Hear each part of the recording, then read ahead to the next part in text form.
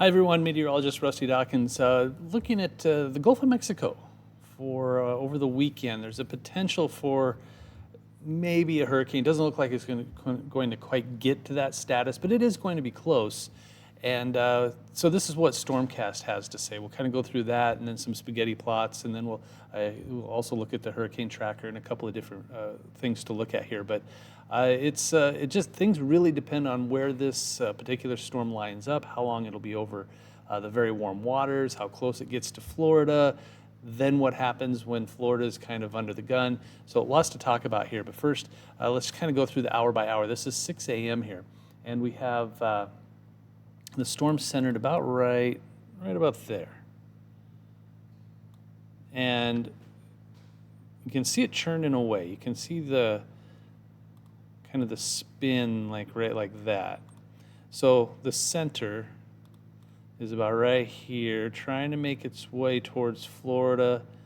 And now where it goes from here is important. If it makes it track directly towards Florida, it'll stay weaker. If it makes its way into the center of the Gulf of Mexico, it'll get stronger. But if it hovers in between there somewhere, then it might intensify a little bit, but not a whole lot. So let's continue the trek. This is Saturday evening. Center's about right there, right near the Florida Keys, just southwest of Miami, starting to see those bands whipping into Florida. And again, here's how this works. These bands right here are the strong ones. These are the stronger bands. These on the other side, a little bit weaker. I mean, they're still bad, just not as strong as those ones on the right. Because they whip around and then they come down and then they whip around. So the ones on the right over there are always stronger. So here we go. Let's get into Sunday morning. And this is where it gets important. Where does this this center of circulation, is it further over here? Is it further over here? Is it right on the edge? It could make landfall at this point. Lots to figure out with these.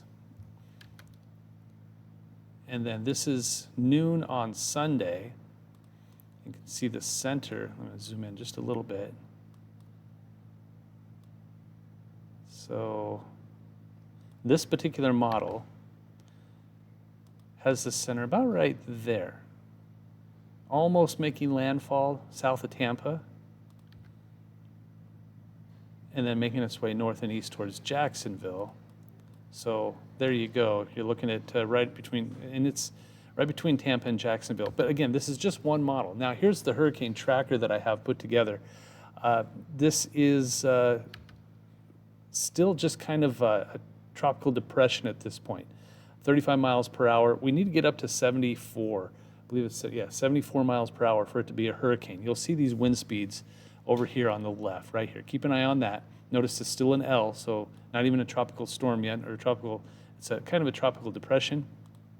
And then right there, tropical storm, 40 miles an hour, Sunday morning. See where that's at? It's still off the coast. So this model has it kind of going over the Florida Keys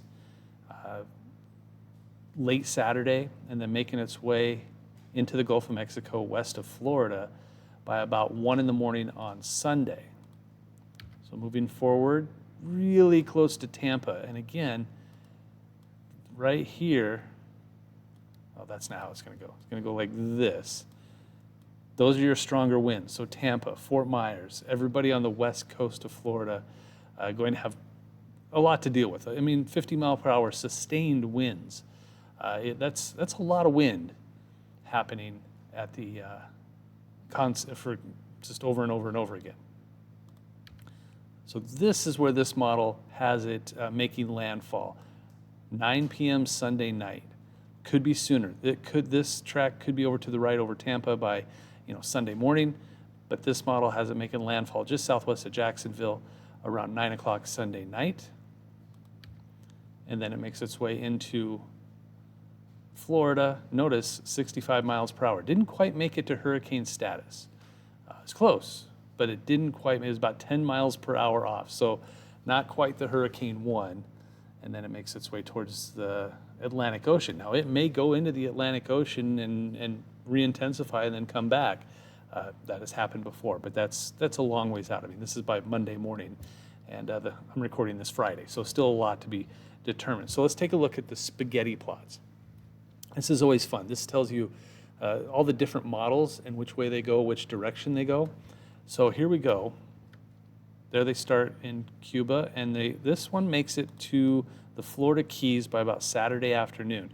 A couple of them are a little further west. This is the center of the circulation. So, you're going to have your kind of draw a circle around that, and that's where your tropical storm is going to be. Okay, moving forward, all of them except for that one. This guy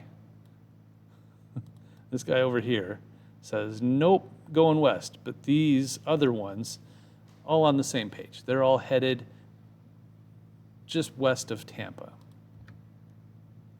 So here we are, Sunday morning, 7 a.m., still looking at this guy out here, and then these four headed towards the panhandle of Florida.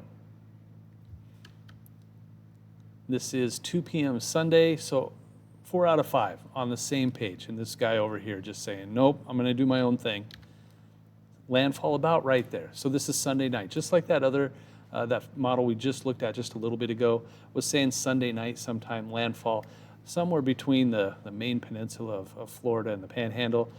And when you have models agreeing like that, when most of them are saying, yep, we're right around this area, that's usually where you lean. This guy over here, probably not going to happen. I mean, if it does, then good for it. But I do believe that this is likely going to be the most likely scenario. So then let's kind of move forward, see what this other guy does. And you notice this out here, some of them bring it back out to the Atlantic, some of them keep it into Georgia and the South Carolina, some just right on the edge. This guy's just headed towards Houston. What will it do? If that happens, it could intensify.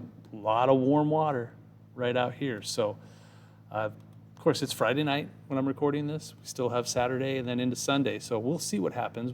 But when you're seeing most of them following this one track, that's probably the most likely. And again, the model we were looking at doesn't have this turning into a hurricane. It keeps it right below, but it's going to be close. So definitely worth keeping an eye on.